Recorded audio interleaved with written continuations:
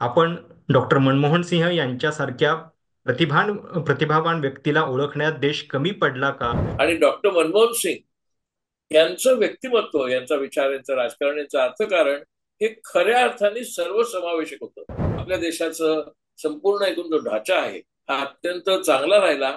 याचं क्रेडिट जेवढं मनमोहन सिंगांना आहे तेवढं ते सोनिया गांधींना आणि काँग्रेस पक्षाला सुद्धा आहे. बरोबर. मीडियाने त्यांच्यावर घनघोर टीका केलेली, हो. अत्यंत विषारी आणि विखारी टीका मनमोहन सिंग सरकारवरती आणि मनमोहन सिंगांवरती केली आहे. आता त्यांना मनात जर खेद होत असेल तर ते स्कूलवरती पाठवते किंवा प्रेस कॉन्फरन्स घेत होते. मोदींनी आतापर्यंत एकही प्रेस कॉन्फरन्स घेतलेली नाही. मनमोहन सिंगाच्या काळात पत्रकारांना कधी भीती वाटली नाही, पत्रकारांना कधी दहशत वाटली नाही, त्यांच्यावरती टीका केली म्हणजे देशद्रोह असं कोणाला म्हटलं गेलं नाही. आता नरेंद्र मोदींवरती टीका म्हणजे देशद्रोह असं वातावरण समाजामध्ये आहे. मनमोहन सिंगांनी देशात समृद्धी आणली, चंगळवाद नाही आणला. त्या समृद्धीचं रूपांतर या मध्यमवर्गाने चंगळवादात केलं आणि त्यांना बदनाम केलं. भारताचे माजी पंतप्रधान डॉक्टर मनमोहन सिंह यांचं 92व्या वर्षी काल निधन झालं. आणि केवळ पंतप्रधानच नव्हे तर ते एक अर्थतज्ञ होते. भारताचे माजी मुख्य आर्थिक सल्लागार म्हणून त्यांनी काम केलेलं होतं. आरबीआयचे ते गव्हर्नर राहिलेले होते. त्याच्यानंतर वित्त आयोगाचे उपाध्यक्ष म्हणून त्यांनी काम केलेलं होतं. अर्थमंत्री सुद्धा होते. आणि भारताला उदारीकरणाच्या वाटेनं नेणारं जे ऐतिहासिक बजेट होतं ते बजेट सुद्धा त्यांनी सादर केलेलं होतं. पंतप्रधान त्यावेळी डॉक्टर नरसिंहराव होते, पी व्ही नरसिंहराव. आणि अशा एका व्यक्तिमत्वाचं निधन झाल्यानंतर साहजिक आहे की खूप वेगवेगळ्या प्रतिक्रिया सगळ्या समाज घटकांमधून येत आहेत, देशभरातून येत आहेत. आणि history will be kinder to me हे स्वतः डॉक्टर मनमोहन सिंह यांचं विधान सुद्धा आज सगळ्यांना आठवतंय. कारण त्यांच्या कारकिर्दीची आणि त्यांच्या कारकिर्दीनं देशाला नेमकं काय दिलं याची आठवण सगळे देशवासीय आज करतायत. डॉक्टर मनमोहन सिंह यांच्या आयुष्यातले काही पैलू समजून घेण्यासाठी आणि त्यांनी नेमकं देशाला जे दिलेलं आहे ते काय आहे, त्यांच्या जाण्यानं आपण नेमकं काय गमावलेलं आहे, हे नीट समजून घेण्यासाठी आज माझ्यासोबत ज्येष्ठ पत्रकार आणि ज्यांनी स्वतः राज्यसभेमध्ये डॉक्टर मनमोहन सिंह यांच्यासोबत म्हणजे ते एकाच वेळी सभागृहामध्ये होते, ते कुमार केतकर सर आत्ता माझ्यासोबत आहेत. सर, आज डॉक्टर मनमोहन सिंह हे आपल्यातून निघून गेल्यानंतर ज्या प्रतिक्रिया येत आहेत त्यातली एक प्रतिक्रिया मला खूप चांगली लक्षात राहिली आणि ती अभिनेते अतुल कुलकर्णींची आहे. त्यांनी असं म्हटलं की ज्या समाजाची प्रतिभा ओळखण्याची क्षमता क्षीण झालेली असते त्या समाजामध्ये नवीन प्रतिभा तयार होण्याची शक्यता सुद्धा त्याच्यामुळे मग कमी होत राहते. आपण डॉक्टर मनमोहन सिंह यांच्यासारख्या प्रतिभावान व्यक्तीला ओळखण्यात देश कमी पडला का? History will be kinder to me असं ते स्वतः म्हणालेले होते. आज त्यांच्या जाण्यानंतर सगळेजण बोलतायत. पण ज्या काळामध्ये त्यांनी इतकं धडाडीचं नेतृत्व देशाला दिलं, अर्थात ते न बोलता दिलेलं होतं, त्याच्यामुळे कदाचित त्याची किंमत त्यावेळी देशाला कळली नाही. पण खरोखर तुम्हाला जे अतुल कुलकर्णी म्हटले ते योग्य वाटतं. त्यानं सुरुवात करूयात आपण आणि मग नंतर इतर पैलूंच्याकडे येऊया. हे अतुल कुलकर्णींनी जे म्हटलंय ते बरोबर आहे, पण त्यांनी त्याचे पैलू पाडले नाहीत. त्यांना जे म्हणायचं होतं ते, त्यांना कदाचित असं म्हणायचं असेल किंवा नसेल, पण मला जे समजलं ते हे की गेल्या साधारणपणे 10-12 वर्षामध्ये, म्हणजे मुख्यतः 2014 पासून, पण त्याच्या अगोदर सुद्धा 2-3 वर्ष आपल्या देशाची अवस्था पूर्णपणे अराजकी आणि विस्कटलेली अशी आहे. आणि त्यामुळे ती प्रतिमा आहे. अशा वेळेला एक अत्यंत सभ्य, सुसंस्कृत आणि अतिशय सुशिक्षित असा मनुष्य आपल्या देशाचा पंतप्रधान व्हावा, हे खरं त्या ढासळत चाललेल्या इमेजच्या थोडंसं वेगळं होतं. गेल्या 10 वर्षात तर ती प्रतिमा इतकी ढासळलेली आहे की डॉक्टर मनमोहन सिंग आत्ता पाठीमागे वळून पाहताना एक प्रचंड उल्लेखनीय आणि ठळक असं एक प्रतिभावान व्यक्तिमत्व आपल्या देशाचं आपल्या डोळ्यासमोर उभं राहतं. पण ह्याचं कारण त्याच्या नंतरचा जो काळ आहे तो अगदीच दुर्दशा दाखवणारा काळ आहे. आर्थिकदृष्ट्या, राजकीयदृष्ट्या, सामाजिकदृष्ट्या, धार्मिकदृष्ट्या. आणि डॉक्टर मनमोहन सिंग यांचं व्यक्तिमत्व, यांचा विचार, यांचं राजकारण, यांचं अर्थकारण हे खऱ्या अर्थाने सर्वसमावेशक होतं.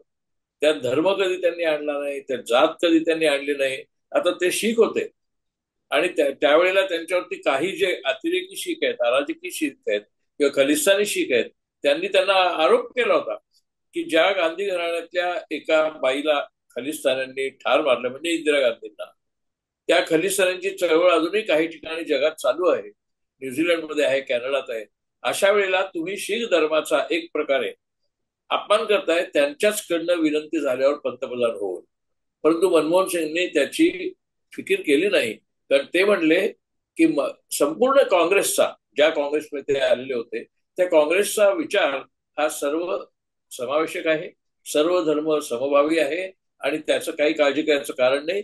मी स्वतः शीख समुदायात आलेलो आहे. ते अमृतसरला गेले, सुवर्ण मंदिरात गेले, दिल्लीमध्ये राहिले, तिथल्याही गुरुद्वारामध्ये गेले आणि त्यांनी तरीही हे सगळं करूनही कुठेही धर्म राजकारणात आणला नाही. धर्म हा राजकारणाच्या पूर्ण बाहेर ठेवला.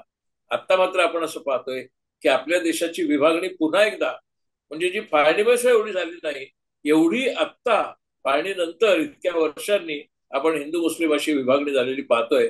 हा जो धोका आहे, ह्या धोक्याच्या काळात आता डॉक्टर मनमोहन सिंग आपल्यात होते, पंतप्रधान नव्हते, विरोधी पक्षाचे नेते सुद्धा ते नव्हते आता, पण ते आपल्यात होते. हाच एक आपला आत्मविश्वास वाढवणारा भाग होता की ते आपल्यात आहेत. एक असा सुसंस्कृत मनुष्य की ज्याला जगभर मान्यता आहे, जगभर ज्यांच्याबद्दल आदर आहे, असा मनुष्य आपल्यात आहे. आणि त्या काँग्रेसला सुद्धा त्याच्याबद्दल अतिशय अभिमान वाटावा अशी स्थिती होती.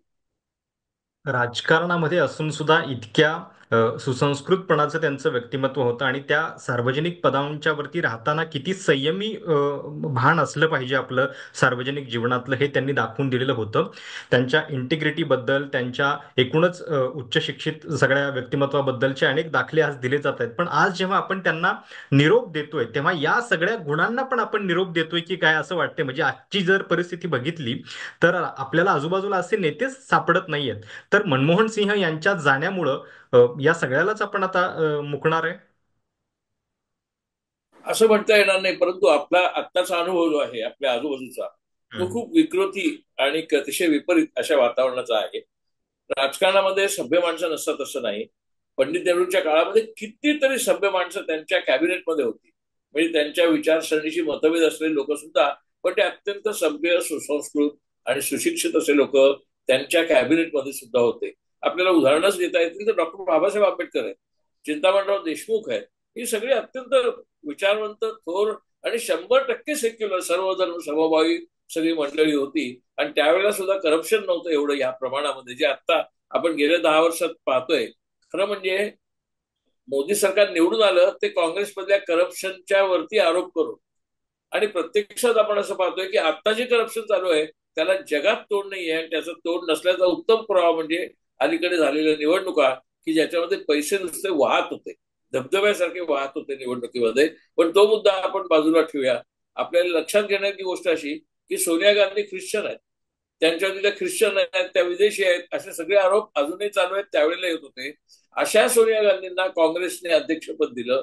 ते अध्यक्षपद दिल्यानंतर त्यांनी, जेव्हा त्यांना पंतप्रधान पदाची ऑफर आली तेव्हा त्यांनी ती ऑफर झिडकारली आणि त्यांनी डॉक्टर मनमोहन सिंगाचं नाव सुचवलं. सोनिया ख्रिश्चन आणि तथाकथित विदेशी, डॉक्टर मनमोहन सिंग हे शीख, आणि ते सुद्धा शिखांच्या आपल्या अलीकडच्या गैरसमजांच्या पार्श्वभूमीवर. आणि तरीही आपल्या देशाचं संपूर्ण एकूण जो ढाचा आहे, म्हणजे सामाजिक राजकीय ढाचा, हा अत्यंत चांगला राहिला. याचं क्रेडिट जेवढं मनमोहन सिंगांना आहे तेवढं ते सोनिया गांधींना आणि काँग्रेस पक्षाला सुद्धा आहे. त्यामुळे काँग्रेस पक्षामध्ये सुद्धा किंवा इतर पक्षात सुद्धा, इतर पक्षाचा सभ्य माणसं नाही तसं नाही, पण doctor Manmohan Singh was an epitome of that gentlemanship. आणि ती जेंटलमनशिपचा ती प्रतिमा, मला वाटतं अतुल कुलकर्णींना त्या प्रतिमेबद्दल बोलायचंय. आता ती दिवसेंदिवस कमी होत असल्यामुळे मनमोहन सिंगांची उणीव आपल्याला भासणार आहे. बरोबर.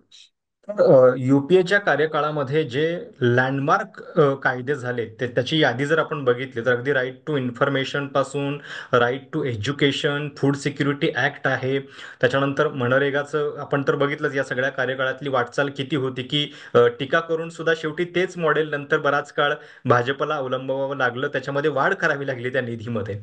तर सोबत अणुकरार पण, म्हणजे ऐतिहासिक अणुकरार त्यांच्या कार्यकाळामध्ये झालेला होता.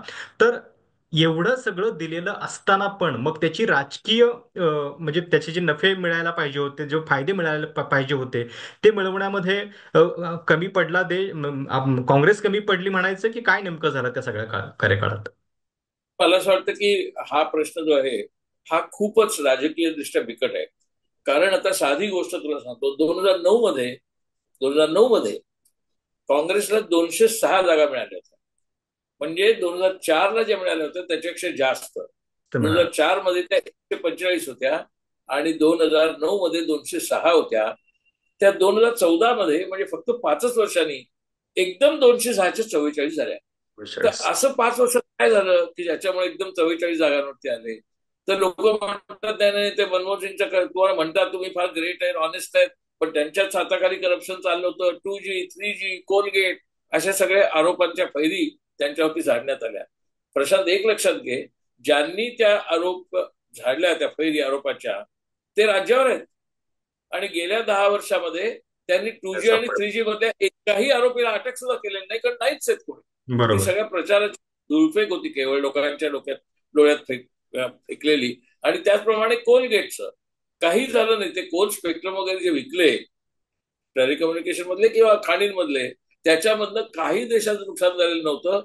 आणि भ्रष्टाचार तर त्यात नव्हताच. त्यांचा आरोप काय होता की जर ते विकले नाहीत तर आपल्याला इतका फायदा झाला असता, तो फायदा मिळाला नाही म्हणजे करप्शन झालं, अशा टाईपचा काहीतरी द्राविडी प्राणायाम करून काढलेला तो करप्शनचा चार्ज होता. त्या करप्शनचा धुरळा एवढा मीडियाच्या आधारे, आणि प्रशांत एक लक्षात घे, मीडियाच्या आधारे तो संबंध धुळफेक ती लोकांच्या डोळ्यात करण्यात आली. जर त्या प्रकारची धुळफेक मीडियाने पण केली नसती तर कदाचित 206 जागा होत्या त्या 250 पण झाल्या असत्या. पण त्या 206च्या 44 जागा होण्यामध्ये ही धुळफेक करणारा जो पक्ष होता, पण तेवढंच नाही केलं त्यांनी. त्यांनी भ्रष्टाचाराचा मुद्दा अशा पद्धतीने मांडला की जणू भ्रष्टाचार म्हणजेच काँग्रेस, भ्रष्टाचार म्हणजेच मनमोहन सिंग यांचं सरकार, भ्रष्टाचार म्हणजेच UPA सरकार, अशी मांडणी केल्यामुळे ती धुळफेक झाली. पण आपण हे एक लक्षात ठेवलं पाहिजे की त्याच्यानंतर भ्रष्टाचार करा नाहीसा व्हायला हवा होता. त्याचबरोबर त्यांनी जोड दिली ती हिंदू मुसलमान प्रश्नाची. आणि हिंदू मुसलमान मध्ये अशा प्रकारचं विभाजन त्यांनी समाजामध्ये केलं की ज्या ठिकाणी मुस्लिम वस्ती राहते त्या विभागाला गुजरातमध्ये लोक पाकिस्तान म्हणायला लागले, कारण तिकडे जास्त मुस्लिम लोक राहतात. अशा प्रकारचं वातावरण निर्माण करून समाजामध्ये हिंदू मुस्लिम असा भेद निर्माण करून विद्वेषाची भाषा पसरवून आणि भ्रष्टाचारात आम्ही मुक्त करणार आहोत आणि विकास पुढे करणार आहोत अशा काही घोषणा करून दुर्दैवाने लोक त्या भूलथापांना भुलले. आणि त्यांनी मनमोहन सिंग सरकार हलवलं 206 वरनं 44 वरती आणून. आणि मनमोहन सिंगाने जे प्रचंड काम केलं होतं 10 वर्ष, तो आता काही गोष्टी सांगितल्यास त्यातल्या त्या सगळ्या गोष्टींना विशिष्ट एक परिमाण आहे. आता उदाहरणार्थ ते मनरेगाचं तू उदाहरण दिलंस. मनरेगा हे काँग्रेसनी केलेलं दारिद्र्याचं स्मारक आहे हो. असं नरेंद्र मोदी म्हणायचे की हा हो. दारिद्र्याचा पुरावा काँग्रेसला मनरेगा करावे. आणि नंतर त्यांना त्याच्यासाठी दुप्पट निधी करावा लागला, कारण त्याचा परिणाम प्रत्यक्षात झाला होता. ग्रामीण भागामध्ये रोजगार उपलब्ध झाले होते. Right to food, right to information, right to education. आणि मगाशी तू म्हणलं असं इंडो न्यूक्लिअर डील बद्दल सुद्धा डावे आणि उजवे दोघांनी एकत्र येऊन मनमोहन सिंगचं सरकार पाडायचा प्रयत्न केला, डाव्या आणि उजव्यांनी, 2008 मध्ये. आणि असं वातावरण तयार केलं की आता भारत अमेरिकेला लाचार झालाय. आता तो करार होऊन 16 वर्ष झाली, कुठे भारत अमेरिकेला लाचार झालाय. मनमोहन सिंग सांगत होते हा प्रश्न त्याचा नाहीये, हा प्रश्न आपली अणुऊर्जा अधिक सार्वभौमपणे मुक्त करण्याचा प्रश्न आहे. आणि म्हणून आपण तो करार करतोय. अमेरिकेला शरण जायचा प्रश्न येत नाही. पण डाव्यांनीही मानलं नाही, उजव्यांनीही मानलं नाही. त्यांनी फ्लोअर मॅनेजमेंटच्या नावाखाली काँग्रेसला अडचणीत आणलं. आणि मग त्यातनं पुढे ते व्होट फॉर कॅश वगैरे प्रकरण उद्भवली. मुद्दा तो नाही, मुद्दा हा की अणु धोरणाला सुद्धा त्यांच्या विरोध झाला, मनरेगाला त्यांचाच विरोध होता, right to education, right to फूडला सुद्धा काही खूप पाठिंबा या लोकांनी दिला नाही. आणि अशी चांगली धोरणं असून सुद्धा ज्या लोकांचा त्यातनं लाभ झाला त्या लोकांनी सुद्धा हिंदू मुसलमान या भ्रमाखाली येऊन मत विरोधी पक्षांना म्हणजे मुख्यतः भाजपला दिली. आणि म्हणून भाजपचं एक हाती सरकार म्हणजे स्वतःच्या मेजॉरिटीचं सरकार 2014 मध्ये आलं. आपण हे लक्षात घेतलं पाहिजे की असं वातावरण प्रचाराचं असताना, इतकी हॉस्टिलिटी असताना, इतका विरोध आणि विद्वेष असताना मनमोहन सिंगांनी त्यांची सभ्यता, त्यांची सुसंस्कृतता, त्यांची मांडणी ही अजिबात विचलित होऊन दिली नाही. त्यांनी त्यांचा मार्ग कायम चोखाळत राहिले. आणि हरलो तर चालेल, परंतु मी जरी हरलो तरी इतिहास मला जास्त चांगल्या प्रकारे पाहिल, एक प्रकारे कनवाळूपणाने पाहिल, सहानुभूतीने पाहिल अशी त्यांना खात्री होती. कारण तो आत्मविश्वासाचा भाग होता. त्यांनी जे केलं होतं ते देशाच्या हिताचं होतं आणि चांगल्या हेतूने केलं. सर, आता बोलताना तुम्ही माध्यमांचा उल्लेख केलात, म्हणजे आज लोक जे मनमोहन सिंह यांना आठवत आहेत त्याच्यामध्ये अजून एक गोष्ट जोडली जाते की थेट पत्रकार परिषद घेऊन पत्रकारांच्या प्रश्नांना सामोरे जाणारे ते शेवटचे पंतप्रधान होते, अशी ओळ सुद्धा त्यांच्या सगळ्या म्हणजे श्रद्धांजलीमध्ये आपल्याला लिहावी लागतीये. इतक्या म्हणजे वर्षांपासून आपल्याकडे पत्रकार परिषद झालेली नाहीये. मनमोहन सिंह ही सगळी टीका सहन करून पत्रकारांना सामोरे जात होते. तुमचा अनुभव काय होता? नाही, ते पत्रकार परिषद घेतो ते माझ्या त्याचा आकडा पण प्रसिद्ध झालाय.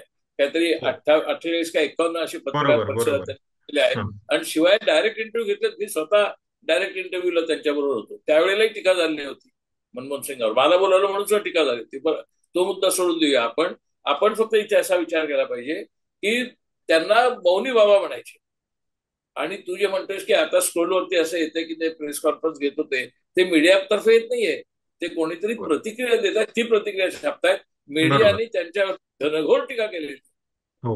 अत्यंत विषारी आणि विखारी टीका मनमोहन सिंग सरकारवरती आणि मनमोहन सिंगांवरती केली आहे. आता त्यांना मनात जर खेद होत असेल तर ते स्क्रोलवरती पाठवते किंवा प्रेस कॉन्फरन्स घेत होते. मोदींनी आतापर्यंत एकही प्रेस कॉन्फरन्स घेतलेली नाही, एक सुद्धा नाही. त्यांनी त्या केदारनाथ नंतर जी घेतली ती अमित शहाने घेतली. मोदी तिकडे शेजारी फक्त बसले होते. मोदींनी प्रेस कॉन्फरन्स घेतली नाहीत. मोदी त्यांच्या कोणत्याही दौऱ्याला पत्रकारांना बरोबर नेत नाहीत.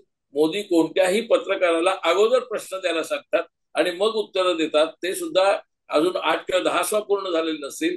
मोदी प्रेसला घाबरतात, मोदी मीडियाला घाबरतात.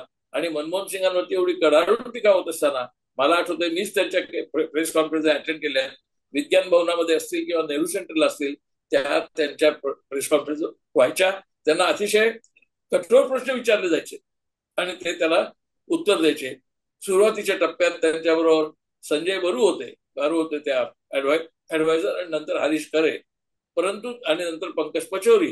पण त्या सगळ्यांना तुम्ही विचारून पहा की किती धीटपणाने, सगळ्या आकडेवारी सहित, अत्यंत शांतपणे, अतिशय सौम्यपणे, अतिशय सभ्यपणे डॉक्टर मनमोहन सिंग सगळ्या प्रश्नांना, अगदी विरोधाच्या प्रश्नांना सुद्धा मोकळेपणाने उत्तरं देत असत. अशा प्रकारचं वातावरण आता अजिबात नाहीये. आणि म्हणून त्यांना असा कॉन्फिडन्स होता की इतिहास आपल्याकडे सहानुभूतीने पाहिजे. नंतर आपण जर बघितलं तर म्हणजे भाजपच्या वर्तुळामधून एक पिक्चर आणला जातो, ऍक्सिडेंटल प्राईम मिनिस्टर, की ज्याच्यामध्ये अनुपम खेर भूमिका करतात आणि एक प्रोपोगंडा चालवला जातो त्याच्या माध्यमातून. ते म्हणजे काय संजय बारूच्या पुस्तकाचं आहे. हो हो हो. ऍक्सिडेंट टाइम पुस्तक आहे. आणि त्याचा त्यांच्यावरती लेखक आधारित. संजय बारू म्हणजे हम्म. मनमोहन सिंगांचाच जो प्रेस ऍडवायझर होता त्यांनी लिहिलेलं पुस्तक आहे. हम्म. नाही, म्हणजे अशा गोष्टींच्या माध्यमातून त्यांच्याबद्दलच्या काही गैरसमजुती पसरवण्याचा प्रयत्न झाला आणि नंतर आत्ताच्या म्हणजे 2024च्या लोकसभा निवडणुकीमध्ये पण त्यांनी जे विधान केलेलंच नव्हतं त्याच्यातला एक वेगळा अर्थ काढून की या देशाच्या संपत्तीवर पहिला अधिकार हा मुस्लिमांचा आहे विशेषतः, असं जे एक विधान पसरवलं गेलं. त्यांना जे म्हणायचं होतं ते वेगळं होतं. त्याच्यात तर एक तथ्य नव्हतं, एक कण मात्र तथ्य नव्हतं. त्याच्यात त्यांनी फक्त एवढंच म्हटलेलं, मला माहिती आहे ते विधान. हो. त्यांचं म्हणणं असं होतं की ह्या देशातल्या प्रत्येकाचा, म्हणजे 140 कोटी लोकांचा अधिकार इथल्या संपत्तीवर आहे. मग त्याच्यात मुस्लिम आहेत का हिंदू आहेत, सगळेच मुस्लिम पण आहेत. पण त्यांनी असं विधान सांगायला सुरुवात केली की मुस्लिमांचाच अधिकार आहे याच्यावरती, असं ते सांगतायत. ते धादांत खोटं आणि मिसलिडिंग होतं. तसंच अजून एक केलं, एक पाकिस्तानच्या आणि भारताच्या शांतता प्रश्नावरती एक परिषद भरली होती. त्या परिषदेमध्ये पाकिस्तानचे पण लोक होते, भारतातले पण लोक होते, काही न्यूट्रल लोक इंग्लंड अमेरिकेहून आले होते. अशी ती कॉन्फरन्स होती. तर पाकिस्तानचा पण सहभाग होता. त्याच्याबद्दल साक्षात पंतप्रधानांनी आत्ताच्या मोदींनी असं म्हटलं की हे सगळं पाकिस्तानच्या मार्फत चाललेलं आहे. आणि त्यामुळे एक प्रकारे डॉक्टर मनमोहन सिंग हे पाकिस्तानचीच तळी उचलून धरतायत. आणि मग नंतर मीडियाने सुरू झालं, Modi accuses doctor Singh as Pakistani agent. इथपर्यंत विखार आपल्या समाजामध्ये मीडियाने पसरवला. मीडियाला एवढं कळत होतं की काय प्रत्यक्षात घडलंय. आता हे विधान जे तू आता सांगितलंस, हे मीडियाला कळत नव्हतं असं म्हणता येणार नाही. पण मीडियाने त्याच्याबद्दल मुग्धता तरी पाळली किंवा खोटं नाटक अफवायुक्त सगळीकडे पसरवलं, आणि त्याचा परिणाम समाजातलं विष अधिक वाढण्यात गेला. सर, अजून एक गोष्ट खूप त्यांच्या बाबतीत म्हणजे लक्षणीय म्हणावी लागेल की म्हणजे तुम्ही मोठ्या पदावरती पोहोचल्यानंतर तुमच्या सोबत एक विवेक येतो, एक शहाणपण येतं आणि त्या शहाणपणामधूनच तुम्ही सगळ्या गोष्टी सांभाळायच्या असतात, काही इतिहासातल्या गोष्टी पण माफ करायच्या असतात. तसं 1984च्या दंगलीबद्दल त्यांनी जाहीरपणे माफी मागितलेली होती, म्हणजे काँग्रेस पक्षाचं जे त्यावेळेचं कृत्य होतं हो. त्याच्याबद्दल. तर हे हे हे हे पण खूप मोठे पण म्हणायला हवं डॉक्टर मनमोहन सिंग यांचं. पण मग गुजरातमध्ये झालं त्याच्याबद्दल मोदींनी कुठे माफी मागितली? उलट मोदी आणि शहा त्या घटनांपासून पळून जात आहेत आणि आपला काही रोलच नव्हता, आपण ते गावचेच नाही, अशा पद्धतीने न्याय संस्थांना मॅनेज करून म्हणा किंवा न्याय संस्थांच्या मदतीने आपण पूर्णपणे निर्दोष आहोत अशा प्रकारचं चित्र उभं करायचा प्रयत्न करतायत. पण आता 2002च्या दंगलीच्या संबंधामध्ये ज्या संजीव भटांना सविस्तर माहिती आहे किंवा अजून एका 2-3 पोलीस कमिशनर पूर्ण माहिती आहे, त्यांना अटकेत ठेवलेलं आहे. अशा प्रकारचं वातावरण मनमोहन सिंगाच्या काळात होतं. अशी दहशत नव्हती. मनमोहन सिंगाच्या काळात पत्रकारांना कधी भीती वाटली नाही, पत्रकारांना कधी दहशत वाटली नाही. त्यांच्यावरती टीका केली म्हणजे देशद्रोह असं कोणाला म्हटलं गेलं नाही. आता नरेंद्र मोदींवरती टीका म्हणजे देशद्रोह असं वातावरण समाजामध्ये आहे. अशा प्रकारची दहशत मनमोहन सिंगांनी कधीही बसवली नाही, कारण ते चांगल्यातल्या चांगल्या भारतीय आणि युरोपियन उदारमतवादी प्रवाहाचे प्रतिनिधी होते. या कार्यकाळामध्ये एक प्रकारचा एक पॉलिसी पॅरालिसिस आलेला होता का? ज्युडिशियल ऍक्टिव्हिझम इतका वाढलेला होता, त्याच्यानंतर असा एक धरबंद दिसत नव्हता घटक पक्षांमध्ये. या सगळ्याचे पण काही तोटे झाले का? म्हणजे हा शब्द तर म्हणजे त्यावेळी खूप प्रचलित झालेला होता, तर त्याच्याबद्दल तुम्हाला काय वाटतं? नाही नाही, त्यावेळेला एक शब्द प्रचलित झाला होता म्हणजे लकवामा. हो. सरकारला लकवामा झालेला आहे म्हणजे त्यांना एक प्रकारे पॅनिक अटॅक किंवा पार्किन्सन टाईपचा डिसीज झालेला आहे असं म्हणायची प्रथा ही मीडियाने सुरू केली, प्रशांत. अशा प्रकारची टीका इतक्या प्रमाणात त्यांनी वाढवली. बरं काय होती? तर ते फक्त एकच गोष्ट करत होते की ते कोणत्याही टीकेला फारसा भाव न देता पण त्यांना प्रतिसाद देत, त्यांना लोकशाहीच्या माध्यमातून सामावून घेत त्यांनी त्यांचा व्यवहार चालू ठेवला. त्या टीकेला अनुसरून त्यांनी लगेच त्यांची धोरणं नाही बदलली. तसं जर केलं असतं तर मग इंडो युएस डील झालंच नसतं. भारत अमेरिका अणु करार हा ह्या विरोधकांच्या नादी ते लागले असते झाला नसता. आता त्यांच्या नादी ते लागले नाहीत म्हणून त्यांना लकवा मार झाला.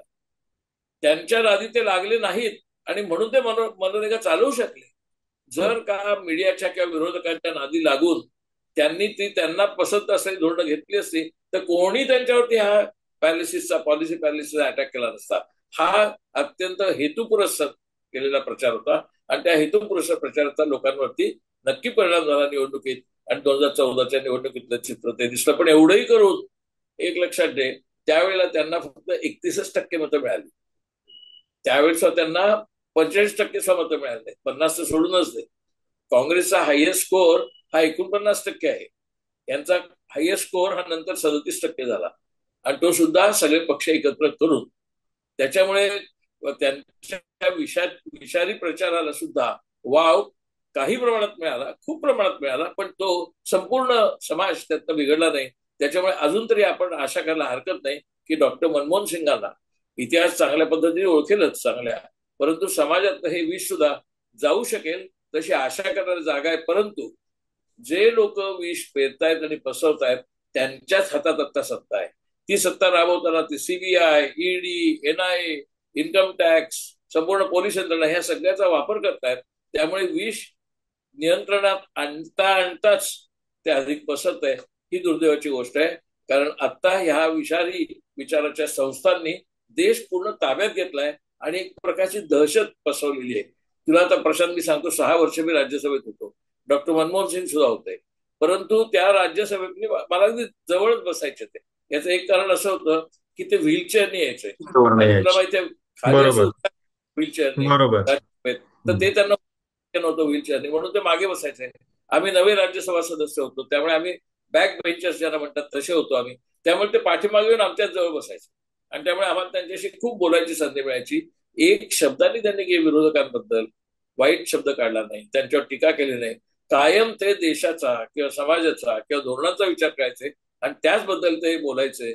मला वाटतं की अशी माणसं जवळजवळ आता दिसतच नाहीत राजकारणामध्ये आणि म्हणून ते मगाशी म्हटले तसे अतुल कुलकर्णी म्हणले तसं हा प्रतिमेचा प्रश्न आहे. शेवटचे दोन प्रश्न. एकतर आर्थिक उदारीकरणाचं जे बजेट त्यांनी मांडलं आणि तेव्हा ते एक ऐतिहासिक विधान त्यांनी केलेलं होतं की no power on earth can stop the idea whose time has come वगैरे. तर आणि आपल्याकडे एक असं दिसतंय की या आर्थिक उदारीकरणाचे फळं ज्यांनी चाखली तो मध्यम वर्ग मात्र नंतर थोडासा कृतज्ञ ठरला का? आणि काँग्रेसपासून पूर्ण दुरावून आता तो सगळ्या या म्हणजे भाजप म्हणा किंवा हिंदुत्वाच्या छायेमध्ये आलेला आहे. किती ऐतिहासिक ही घटना होती आणि किती महत्वाचं योगदान होतं देशासाठी. नाही, आपण काँग्रेस बाजूला ठेवू नाही तर लोक म्हणतील की तुम्ही काँग्रेसची तळी उचलताय. हम्म, आपण हम्म. साधी गोष्ट स्वतःच्या त्यांच्या अनुभवाची घे. मध्यमवर्गाच्या 1991 ते 1998 जवळजवळ फक्त तीनच मॉडेल्सच्या रस्त्यावर फिरायच्या. फियाट, अँबॅसेडर आणि मारुती. याच्या पलीकडे म्हणजे मारुती 800, याच्या पलीकडे कोणतीही कार दिसायची नाही. आता जवळजवळ 70-80 मॉडेल्स कारच्या फिरतायत समाजामध्ये. त्यावेळेला कोण, आता गंमत हे सगळे त्यांना म्हणतात की यांनी अमेरिकेला देश विकला. त्या काळामध्ये फार कमी अमेरिकेच्या कंपन्या इकडे प्रस्थापित झाल्या, एक्सेप्ट कोका कोला, मॅकडोनल्ड वगैरे. नंतर ज्या आल्या सगळ्या कंपन्या अमेरिकेच्या, त्या प्रामुख्याने वाजपेयीच्या काळात आल्या. परंतु मुद्दा तो नाहीये. मुद्दा हा आहे की आर्थिक उदारीकरणाचा अर्थ गुंतवणूक वाढवायची. मग ती आपल्या देशी गुंतवणूक असो किंवा परदेशी गुंतवणूक असो. म्हणून त्या काळात एनरॉनचा प्रश्न तयार झाला आणि एनरॉनचं खापर पण डॉक्टर मनमोहन सिंगांवरती फोडलं गेलं. माझ्या मते त्यांचा काही त्यात दोष नव्हता. त्यांनी आपलं सार्वभौमत्व ऊर्जा क्षेत्रातलं टिकवण्यासाठी ती परकीय कंपनी आणली होती, पण त्याच्यावर नियंत्रण त्यांचं असणार नव्हतं. दुर्दैवाने त्यांच्यावर टीका झाली त्याच्या संबंधात सुद्धा. पुढे एनरॉन कंपनी बंद पडली. त्यांचा एक सीईओ होता, तो मरण पण पावला, काही जण तुरुंगात गेला. तो भाग आपण सोडून देऊया. मुद्दा असा आहे की त्यांनी जी आर्थिक धोरणं आणली, त्या आर्थिक धोरणांचा मुख्य लाभार्थी हा मध्यम वर्ग झाला. आणि त्या मध्यम वर्गाला 6 पे कमिशन, 7 पे कमिशन, त्याच्यानंतर हे सगळं आयमॅक्स, आयनॉक्स असं काही नव्हतं. लोकांनी आठवण करून पाहावी स्वतःच्या मनाशी की 1991 ते 1996 या काळामध्ये बरोबर. त्यांची अर्थस्थिती काय होती, त्यांचे पगार दरमहा काय होते, त्यांचं उत्पन्न एकूण काय होतं, एकूण व्यावसायिकता कितपत होती, उद्योगधंदे किती होते, हे त्यांनी आठवून पाहावं. फार जुनी गोष्ट, बरोबर. 30 वर्षापूर्वी गोष्ट आहे. म्हणजे आता बरोबर. जो 55 साठीतला माणूस आहे, त्याला त्यावेळी तो 30 वर्षाचा होता. त्यावेळेला त्याला कॉम्प्युटरायझेशन, मोबाईल मोबाईल फोन तर नव्हतेच. ते राजीव गांधींच्या काळात सॅम पिट्रोदांनी जे पायाभरणी केली त्यातनं बरोबर. पुढे मोबाईल फोन. परंतु ओके. हे जे टेक्नॉलॉजिकल एक प्रकारे ऍडव्हेंचर, पॉझिटिव्ह ऍडव्हेंचर राजीव गांधींच्या काळात सुरू झालं आणि मनमोहन सिंगाच्या काळात ते पूर्णत्वाला गेलं, याच्याबद्दल कृतज्ञता तर नाहीच. जणू सगळ्या पापांचे धनी म्हणजे काँग्रेस किंवा मनमोहन सिंग सरकार किंवा युपीए आहेत, अशा पद्धतीने सगळ्या गुणांचे कैवारी, गुणांचे प्रतिनिधी म्हणजे नरेंद्र मोदी आणि त्यांचं सरकार आहे. अशा पद्धतीने जी चर्चा सध्या मीडियात चालू आहे आणि ते त्यांचे जे भक्त मंडळी ज्या पद्धतीने वागतायत, त्याच्यावर लक्षात येईल की मनमोहन सिंगना खरोखरच इतिहास जरी न्याय देणार असला तरी ह्या लोकांच्या डोक्यात ते न्यायबुद्धी येईल याच्यावर माझा फारसा आता विश्वास नाही. काही लोकांच्या येईल, पण काही लोकांच्या येणार नाही, कारण त्यांचं लक्ष स्टॉक मार्केटवरती आहे. स्टॉक मार्केट 80,000 आहे ना, बरोबर. मग बिघडलं. 5 ट्रिलियन, 25 ट्रिलियन अशी आपली इकॉनॉमी होईल, जगातली सगळ्यात मोठी इकॉनॉमी होईल, अशा ज्या गमजा मारल्या जात आहेत त्या गमजांवरती त्यांचा विश्वास आहे. वस्तुस्थितीमध्ये डॉलर रुपी काय अवस्था गेले तर 90 रुपयापर्यंत डॉलर जाणार आहे. ते त्याच्याकडे ते बघत नाहीत, पेट्रोलच्या प्राइसेसकडे बघत नाहीत. मी सांगितलं असं, त्यावेळेला क्रूड ऑइलची किंमत $150 आसपास होती आणि तरीही मनमोहन सिंगांनी पेट्रोलची प्राइस 59-60 ठेवली. यांच्या वेळेला म्हणजे मोदींच्या काळामध्ये क्रूड ऑइलची किंमत $50 आली, पण यांच्या पेट्रोलच्या प्राइसेस मात्र $100 वाढत गेल्या. असा मध्यमवर्ग आहे. या मध्यमवर्गाला पाहिजे त्या ब्रँडची कार मिळते, पाहिजे त्या ब्रँडचं फूड मिळतंय, पाहिजे त्या ब्रँडच्या वस्तू मॉलमध्ये मिळतात. मॉलच नव्हते त्यावेळेला, त्या काळात मॉलच नव्हते. ते सगळे मनमोहन सिंगाच्या धोरणांनी यांची चैनबाजीची, चंगळवादाची सगळी चैनबाजी ही सगळी मध्यमवर्गाची मनमोहन सिंगाच्या धोरणातनं आली. पण त्याचं श्रेय मनमोहन सिंगांना द्यायचं नाही, कारण नुसताच लाभ पाहिजे. मनमोहन सिंगांनी देशात समृद्धी आणली, चंगळवाद नाही आणला. त्या समृद्धीचं रूपांतर ह्या मध्यमवर्गाने चंगळवादात केलं आणि त्यांना बदनाम केलं. शेवटचा प्रश्न अगदी थोडासा काल्पनिक प्रश्न आहे. म्हणजे गेल्या काही वर्षामध्ये आपण असं बघतोय की काँग्रेसची अनेक प्रतीकं आणि अनेक महापुरुष हे मोदी आणि शहांच्या भाजपनं हायजॅक करून घेतलेले आहेत. म्हणजे अगदी सरदार वल्लभभाई पटेलांच्या पासून अनेक जण. तर मनमोहन सिंग यांच्या बाबतीत सुद्धा हे होऊ शकतं का? काही काळानंतर कदाचित ते म्हणजे काँग्रेसनं आता त्याच्याबद्दल तरी किमान सतर्कता ठेवायला हवी असं तुम्हाला वाटतं का? त्यांचा प्रयत्न आत्ताच नाही, पूर्वी पण झालाय. हम्म. मनमोहन सिंगांना हायजॅक करण्याचा प्रयत्न त्यांचा झालेला आहे. पण मनमोहन सिंगांची कॅरेक्टर इतकी, इंटिग्रिटी इतकी, त्यांची पर्सनॅलिटी फर्म होती विचारांनी, की ते त्यांना ते बळी पडले नाहीत आणि त्याच्यामुळे त्यांचे त्या टीकेचे धनी झाले. त्यामुळे हा प्रयत्न होणारच नाही असं नाही. कारण मनमोहन सिंगांच्या बद्दल भाजपने नंतरच्या काळात कायम दुटप्पी भूमिका घेतलेल्या आहे. आणि त्या दुटप्पी भूमिका पाहता आता गंमत अशी आहे, वल्लभभाई पटेलांनी राष्ट्रीय स्वयंसेवक संघावर बंदी घातली होती. त्या वल्लभभाई पटेलांना हे लिबर्टी स्टॅच्यूपेक्षा मोठा पुतळा करून मोठा करताय. सुभाषचंद्र बोसांनी त्यांच्या बटालियनचं, पहिल्या बटालियनचं नाव गांधी बटालियन असं दिलं होतं. तरी पण यांना सुभाषचंद्र बोस मोठे वाटतात, जरी ते गांधींच्या होते असते. गांधीजींचा पुतळा उभारून त्या पुतळ्याला गोळ्या मारल्या आणि त्या सगळ्या प्रकरणात प्रज्ञा ठाकूर होत्या, तरी सुद्धा प्रज्ञा ठाकूरला त्यांनी क्षमा केलेली आहे आणि त्या गोळ्या मारणाऱ्यांना अटक केलेली नाही. म्हणजे गांधींचा दुसरा खून प्रत्यक्षात झाला, पण त्यांनी त्याच्याबद्दल काही केलेलं नाहीये. अशा वृत्तीची, अशा विचाराची, अशा विषारी विचाराची ही माणसं आहेत. ती प्रयत्न करणारच नाही तसं नाही, पण तो प्रयत्न आता दिवसेंदिवस हास्यास्पद होत जाईल. कारण आता लोक त्यांना रामवादी नाही तर नथुरामवादी मानायला लागले. भले त्यांनी राम मंदिर बांधलेलं असो, पण त्यांना नथुरामाचीच उपमा त्यांच्या पक्षाला बरोबर फिट बसते असं तर लोकांचंच मत झालेलं आहे. आणि त्यामुळे ते प्रयत्न तसा करतील, पण तसं होणार नाही. ते काल्पनिकच राहील. म्हणजे त्यांच्या दृष्टिकोनात तसं ते काल्पनिकच राहील.